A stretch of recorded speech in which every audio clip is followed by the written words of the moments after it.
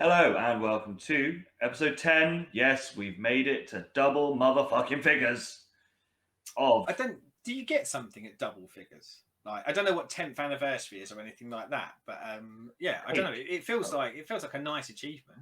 I want You've like put up cake. with me. You've put up with me for 10 episodes. I know. 10, 10 of them. 10 of them. Or you could say you've put up with me No, for 10 no, episodes. definitely not. It's a pleasure. It's a pleasure. So this is Seddon and Lacey's Comic Stash, as I said, episode 10. And this time, as said in the last episode, this is we reading each other's top five, something from each other's top fives. Last week was me on Walking Dead. This week it is Seddon reading Deadpool Kills. Oh, So that obviously was in my top five. It was my number five, if I remember correctly. Obviously, I waxed lyrical about it at the time. Seddon, what do you think about it, my boy? well, I am a Marvel boy.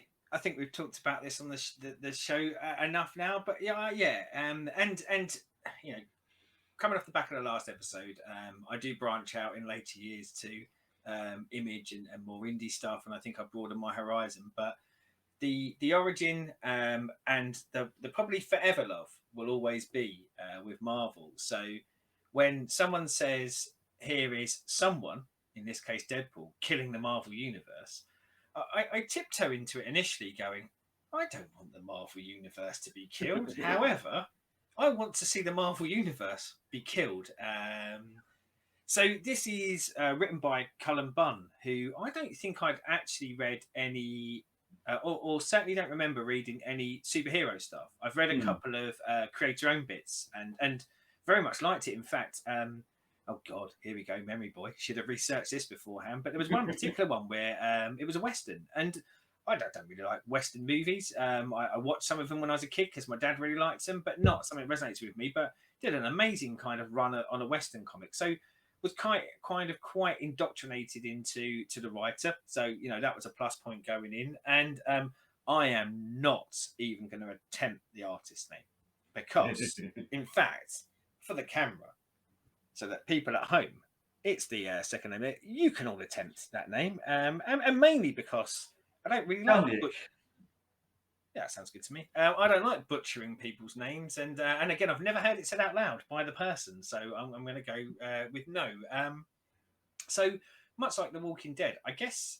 Let's start with the art. Now, there were some bits in this that I really liked. There were some choices in scenes that they do that I really like. So quite early on, and this is about Deadpool killing most of the heroes that you know and love, and also doesn't just stop there.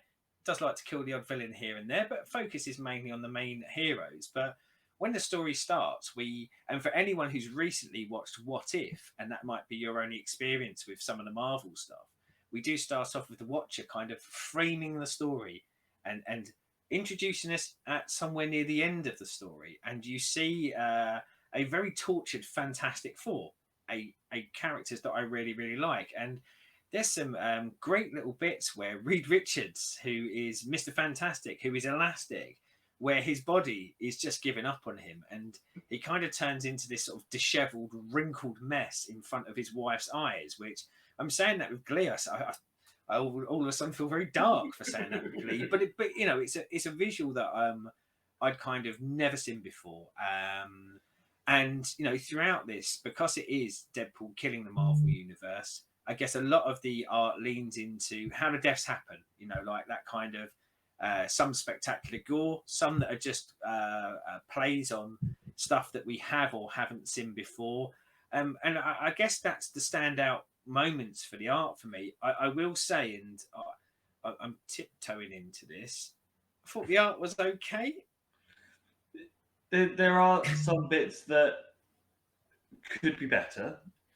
Yeah. But I said it for what it's doing. I think the art works for it, and certainly some of the gorier end of stuff, I think does look cool. I mean, to borrow something probably from like work reviews or school reviews that people have ever had, it felt solid but unspectacular for me for a lot of it. But didn't detract from it. It wasn't like I mean, I have in my time with the amount I've read, there are some comics where I've opened them and gone, oh my god, like I could draw better than this, and I can barely draw a stick man. You know, we're not talking about that. I just think it was kind of, it was just there, rather than being great. And also, as I say, it felt like a lot of it was like, oh shit, I've got this scene to draw in a minute where it's going to be a big death. So I will focus more on that panel and maybe go light on some of the others because I'm probably to a schedule. But yeah, so as I say, the art was fine for me. It didn't knock me away, but it did allow for, as I say, some creative elements like that. And funny enough, so this is like one long story, but it was 4 issues. So, you know, it's split down into almost 4 chapters. And when we're introducing this first chapter, we start somewhat, as we're told, towards the end, and then it cuts to the beginning. So you kind of see the origins of why Deadpool is killing the Marvel universe. And most of this is in the first chapter, first issue. And I must admit, I really, really enjoyed the first issue. You get to see a captured Deadpool, and he's, you know, generically probably captured after a fight, like you see in so many comic books, and he's taken to the Ravenscroft mental institution, where a nefarious plan by the Psycho Man, who I really liked being in it because he's a Fantastic Four villain and one that doesn't get a lot of play, but is in a really great Fantastic Four run, trying to use his powers to take control of Deadpool, the unkillable Deadpool, to use for his own means, and it doesn't go well for him, does it? No. I mean, really, probably if he'd have thought about it, he probably should have realised it was never going to go well, but goes very badly for him very quickly. But that first issue felt like it had a kind of a lot of nostalgia ticks for me. You know, there was lots of characters that probably are not the biggest ones from the Pantheon, other than the Fantastic Four. And I think there was a lot of moments where I just went, oh yeah, that's good. But you see Deadpool and his inner voices. And the Deadpool inner voices are, as they do in Deadpool comics, talking to him, some leading him down a dark path, some trying to lead him down a good path, and even the ones leading him down a good path are trying to lead him down a good dark path. But yeah, during this part, you kind of get this new voice in his head, and it congresses to a degree all the other voices into one. So he's now only hearing one voice, and he seems to get a purpose. And this is the purpose that drives him, and I think drives the series, because, and I will come back in a minute to how I kind of felt about the purpose. But over the course of the next, well, the rest of the story, but the next 3 issues, it starts to kind of mete out why he's doing what he's doing, whilst showing many, many people die on the way there. Yeah, so issue 2 is mainly a jump into him killing the Avengers. Primarily, that's what he's there to do. So you get to see, for audiences now, what is probably the most recognisable Marvel characters there are. You get to see them get their comeuppance. This was the part of the story that I struggled with the most. Strange enough, I thought this was, for a large part, the weakest part of the story, because he takes out the Avengers really easily. And I'll come back to some of them in a minute, but I just felt like, for what they were trying to do, that he just like nicks some pin particles and then miniaturizes a load of bombs and then maximizes a load of bombs and explodes them. And admittedly, that doesn't kill all of them, but it just felt like, for some of the creativity that they're going to try and inject into how some of the other people die, it just felt like a bit like, we can't be bothered to deal with these, blow them up, and let's get on with the next bit. And I think one of the reasons why it stood out is, within about a page or 2 from that, you get like this really good bit where Thor is still alive. Thor cannot be blown up by mere bombs. And Deadpool even kind of goes, I knew you'd be one of the tricky ones. I thought this through. And Thor, like, is slightly less dumb and arrogant in the comics than he is portrayed in the movies, but still is kind of dumb and arrogant. Throws Mjolnir at him, and he does this amazing bit where he uses the last of the pin particles to make it bloody massive. So when it flies back at Thor, it crushes Thor. And I just thought, do you know what? I've never seen that before. I've never seen someone do that before. And it was quite interesting from that respect. I just went, oh, they've really thought about that as a death. And as I say, just a shame because just a couple of pages earlier, they wrote off so many so quick. But you've only got so much time in a comic, I guess. So so go with your strongest bits. But I particularly like that. But people do start to kind of talk to him and say, like, why are you doing this? And you start to see some news reports going in the background. A very big sort of comic book framing element for stories that of the roving reporter who's telling you what happened. And again, really nice because it's Trish Trilby, who is a character from many, many moons ago, was the Beast's girlfriend. And I even refer to that in this, but from certain runs of comic books that I have read in my time, a bit part player, but one that I really like. So lovely to see it again. And I think there's a bit of a, whilst murdering everyone, there's a bit of a love letter from Cullen Bunn here to go, there are parts of this universe I really like. But I mean, I guess it's still not hammering home exactly why Deadpool is doing this. We move into the third main part of the story, and Deadpool then takes on the X-Men. And yes, I say there's a lot of ancillary deaths around that, but that's the kind of the bulk threats for him to take out in this one. And it's quite interesting because that's the the part of the universe that he was created in. He was created in X-Force, so I guess it's the one that he has the most connectivity to. And for me, like the seeing time as it is now was quite interesting. That when I grew up, the X-Men were Marvel. Marvel were the X-Men. But as I say, I think despite some successful movies, the X-Men are not Marvel anymore for most people. They are the Avengers. So I thought it was quite nice that when he wrote it, the X-Men got a higher billing in the kill part than the Avengers did. So I guess give that nod to go, yes, like we do recognise the X-Men are there. Again, though, this one had a couple of... be careful where I go. A couple of weak kills. I found like kind of... It almost felt like a bit of the creativity of the deaths had gone out the window where, they just, I want to say it was like a fishbowl. It's bollocks. It's not a fishbowl, but, they put something over Cyclops' head. Yeah. And like he takes out loads of people by using his optic blast within and it exploding into them. And I don't know what this says to me about me as a human being, but I wanted to see some of those characters get a lot more individual deaths. I wanted to see the smart way that they were going to be killed. But I say that again within a few panels, you see that he has. Well, this one was a bit gross, but that he has got X-23 and Daken. And for those that are not big comic book fans, Daken is Wolverine's son in the comic books and shares a healing factor. And X-23 is a clone of, effectively a clone, but a female young clone of Wolverine who has the same healing factor. And knowing, as Deadpool does, because he's got his own healing factor, that they're just going to heal, he gets them strapped to a contraption that as they breathe their breath again as they're healing, they just get blasted with flames to absolutely scar them and destroy them again. And they are now stuck in this eternal cycle, I guess, of perpetually being dead, but reviving every now and again, only to get brutally torched to death again. Which, like, again, creative. I thought, I've not thought of that. And also, like, our love for Batman, the TV show, it felt almost like that very, very wicked version of, here is our death contraption, but this time it really is a death contraption. And it works. That causes great pain and suffering.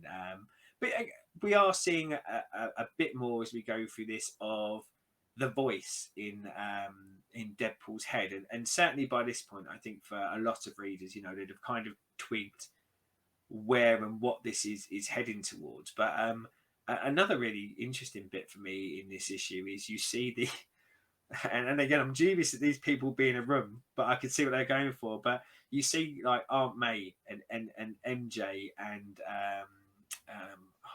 Rick Jones from the Hulk's mate, kind of all having almost a grief-stricken coffee morning, where they've all lost people to Deadpool, and sweet Aunt May says, well, we need to pool our money together and hire the greatest assassin to take him out. And there was something highly amusing about the idea of Aunt May going, yeah, we're going to fuck this guy up.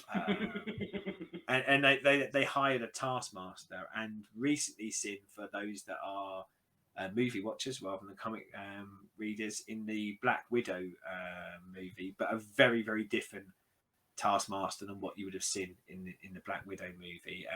But a taskmaster is tasked with hunting Deadpool down. So you start to see him kind of following Deadpool around. But as we kind of motor into the final issue and the end point, I mean, Deadpool's taken out pretty much all of the big guns of the Marvel universe, or all of the human big guns on planet Earth. And he kind of then just starts fucking up the non sort of Marvel, the non-Earth based ones. So you see that he takes out Doctor Strange and uses those powers to, one, find something called the Nexus of All Realities, and also to help him to be able to take out people such as Thanos. And he also uses, again, another more obscure Fantastic Four villain, the Puppet Master, to get him to make puppets of some of the more powerful beings in the universe, so that he can just fuck them up puppet wise. So he pretty much has won, and he's taken out everything. And this is the bit where I guess they really hammer home is the voice inside Deadpool's head, the voice that's been sort of driving him on. His whole reason for doing this is, goes back to what we've seen with Deadpool. I want to say from day one, but probably from kind of the end of the first year or two of his publication and onwards, is he's always a character that breaks a fourth wall. He talks to you as the audience. But what this voice is effectively the pure realization that he and everyone that he's killed are comic book characters. Yeah. That actually, like, he has everything that happens to them, all the bad stuff that happens to them, and not the bad stuff that happens in this necessarily, but all the bad stuff that has ever happened to them, is actually from the imagination of a creator. But more so, and probably more damning, and the pointy lens back at us, is what we wanted to see happen to those characters, the characters that we claim we love. The Fantastic Four, the first family, but you're only happy when really bad things are happening to them. It throws that lens back on us of going, why do we enjoy the misery, the suffering, the deaths, the resurrections, the loves, the lost loves, and things like that. And because Deadpool has realised this, and because his voice has realised this, that's why he's killing everyone. And it's almost a mercy killing at that point, isn't it? He's kind of going, to end all of your suffering, I am going to kill you all.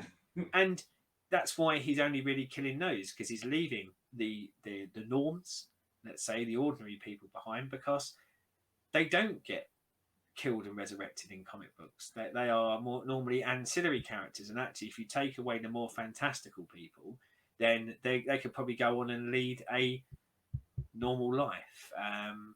So he goes to the Nexus of All Realities, and it leads to, and fuck it, I guess we spoil it. The end page, which is him turning up in the office of Cullen Bunn, who's writing it, and with the, for me, unpronounceable artist drawing it, where they're talking about how the comic book will end, and they are describing exactly what the panels of this is. And then you get like kind of the final bit of Deadpool saying to us, breaking the fourth wall as he does, the audience, to say pretty much like, I'm coming for you lot next. Yeah. And I do think it's I don't know, I've done a lot of descriptor there, and I know it's something that you picked for your top 5, but I guess before I go into anything more on it, I'm kind of interested to maybe touch back on it now that I've experienced it and read it. Is what was it the overall story that I think really, really got you, or was it like the constituent parts that got you to the end point? See, what I love about this is the overall. I just love the fact that someone took the balls to go, right, let's just massacre everyone and go nuts. And the fact of, as you say, some of the deaths are just awesome. I will try and find some panels of the deaths and try and splicey some of them in as we go through the show, so you can see some of them. And it's that I just love that, and then obviously the end bit. The end is very much that sort of the same with Killing Joke of go on then, sick fuck. What are we doing? Yeah, yeah. Which I enjoy that because it's more than just here is our story, here is our begin, middle, and end.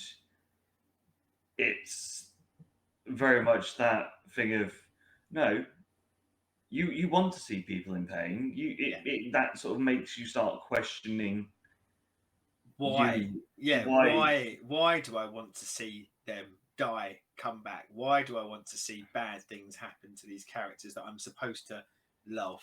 Yeah. And so that's why I really, really like this. So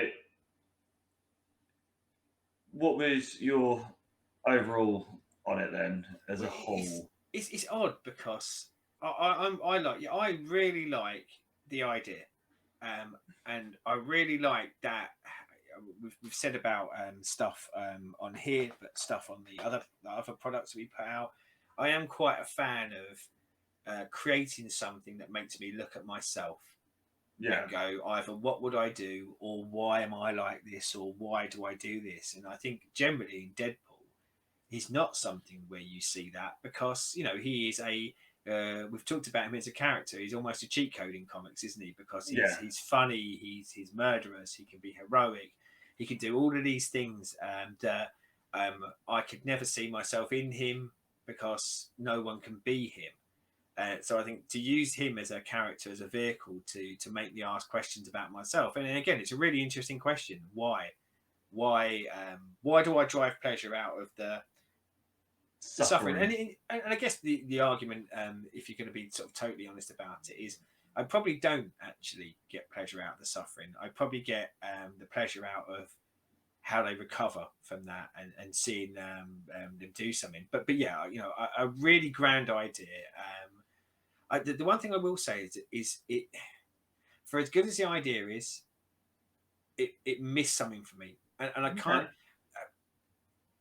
It's not long. It really isn't. It's 4 issues. It comes in at just under 100 pages, and I think I'd actually have liked it to have been a bit longer, and I think I'd have liked them to maybe. Here we go. I'm going to sound terrible again. I think I'd have liked to have seen a bit more focus on like him taking the people out, and it's like there's some great deaths in it, but I think in a universe, as they say, where there are so many, I think they actually could have taken maybe one more issue and let that breathe a little bit more. And and funny enough, as good as I think the idea is, I think they telegraph it a bit too much. I think because I think at points when I was reading it, I almost felt like that inner voice was supposed to be more of a mystery than it felt like to me. So very early on in, let's say, issue 2, I was like, okay, this is where they're going. And that didn't make it bad.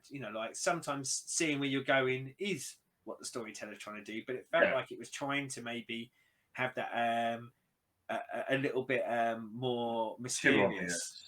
Yeah, and because it come across as too obvious, yes, I think it lost a bit for me. But for me, great idea. I would kind of stick it in the, and I said earlier about the art, and you can't have everything to have the absolute best banging art in the world, but I think combining middle part of that story, so I said like issue 2 and 3 I struggle a bit, whereas issue 1 and issue 4 I really liked.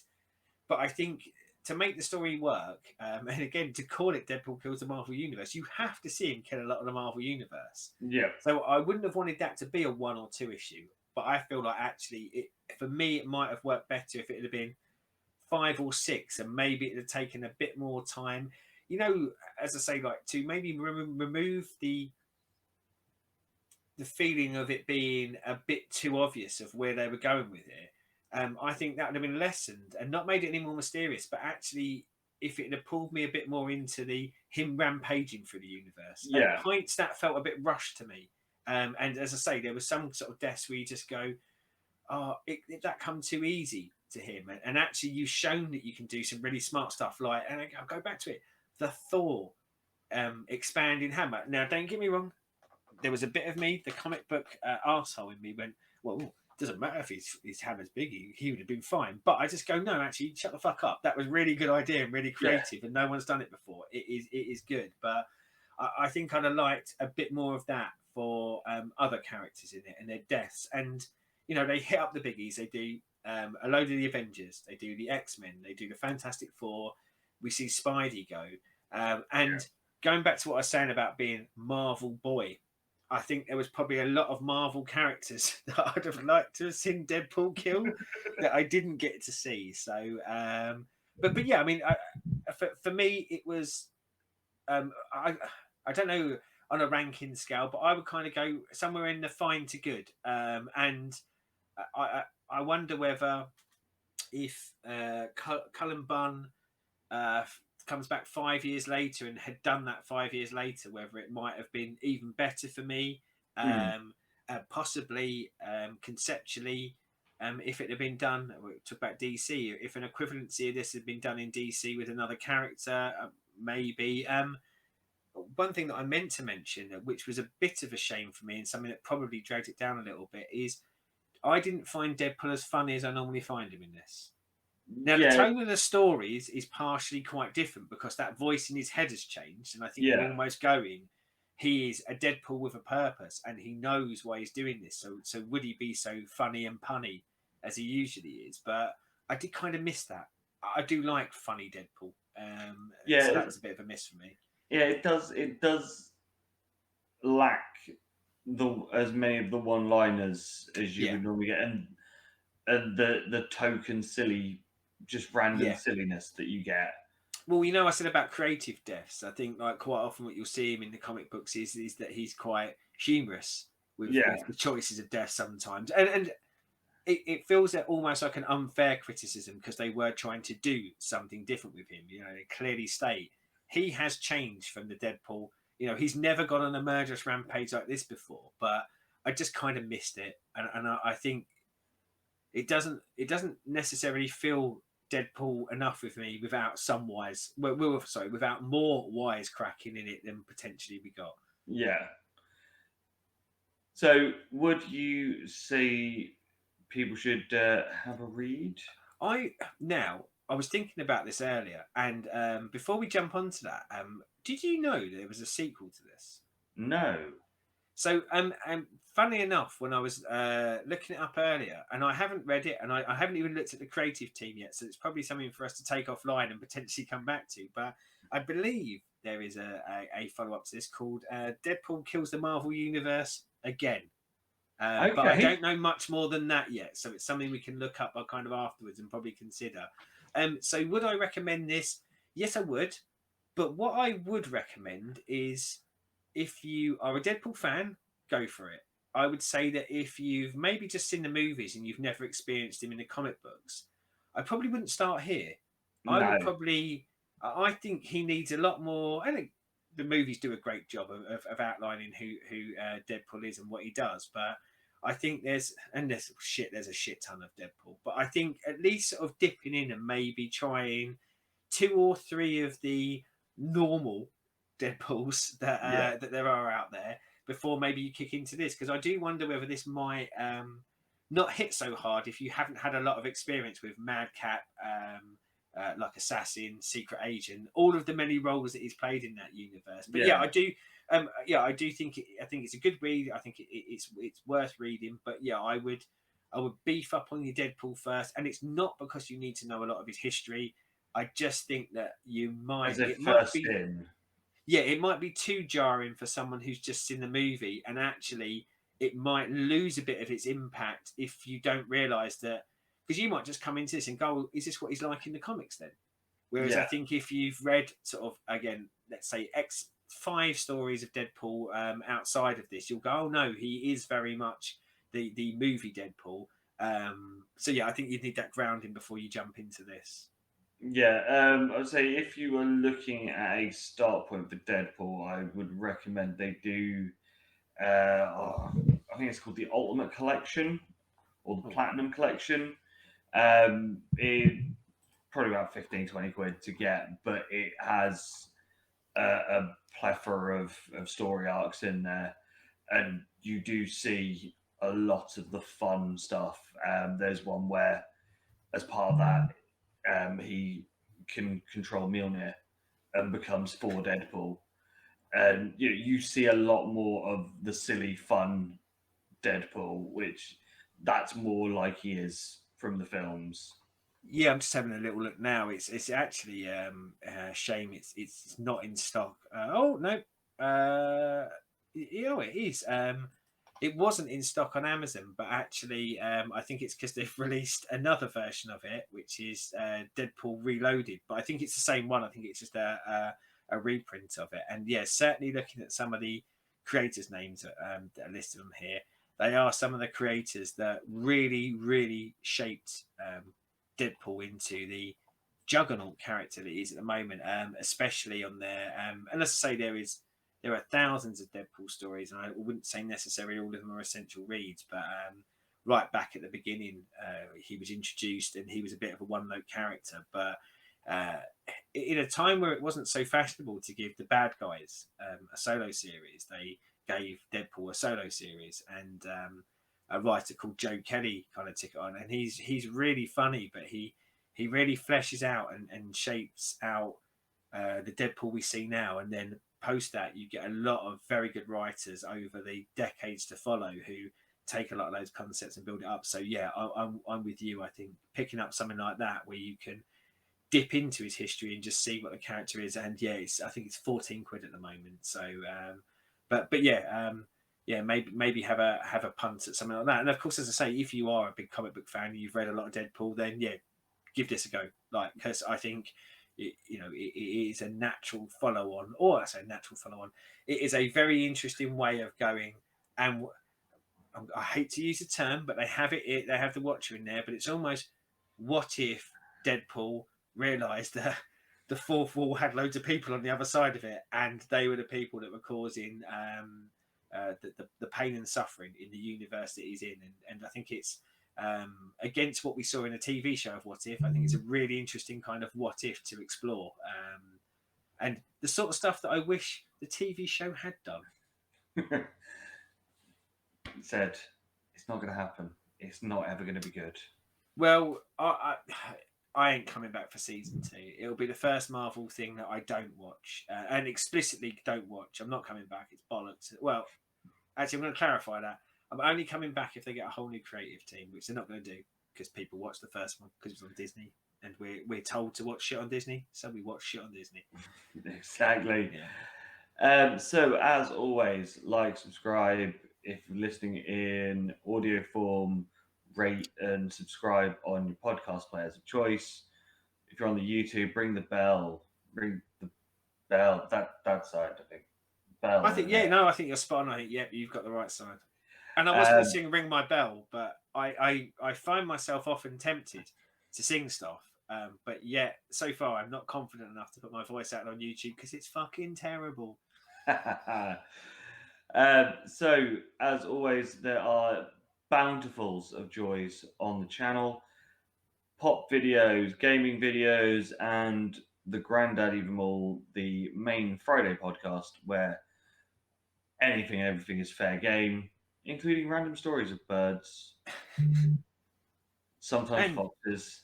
Oh, no, we don't talk about the fox. I was going to say, well, while we do like our wrap up bit like this, please come along and join us on the Facebook group. We love and we want to get comments and things like that on our reviews, but also we do have for everything we do, we have a Facebook group for it, and I think it can be a very kind of handy way for you to speak directly to us and us to speak directly to you, because I know it's something that we're both particularly interested in. There's a lot of comic books for us to read, and there's a lot of things we love, there's a lot of topics we want to get to, but also I guess one of my aspirational goals is I'd love to at least get to the point where we start to do some episodes based off of things that people who are watching or listening to this have recommended to us.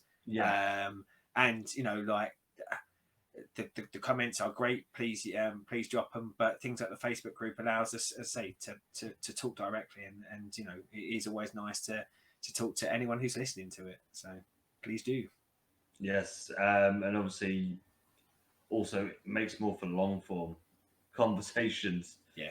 than just Yeah. this is what I think. Yeah. So as ever, we will be back next week with episode 11. What that will be about is a mystery because we haven't decided yet. Yeah. I was thinking, do we float it out there as it's a mystery? We're not telling you; it'll be a surprise. But no, yeah. The truth is we haven't discussed what we do behind the scenes stuff. We do have a list of episode ideas that we're going to go through, but yeah, we haven't picked out which one our next episode is going to be. Exactly. We fly by the seat of our pants around Oh here. fuck yeah! Oh yeah! So until next time, that's Seddon. I like the fact that you are pointing off screen. Yeah. The person. We'll get the hang of that one day. We'll get the hang of that one at day. some point I'll get used to it. That said, I'm Lacey, and this has been Comic Book Stash, and we will be back next week with more. Goodbye. Goodbye.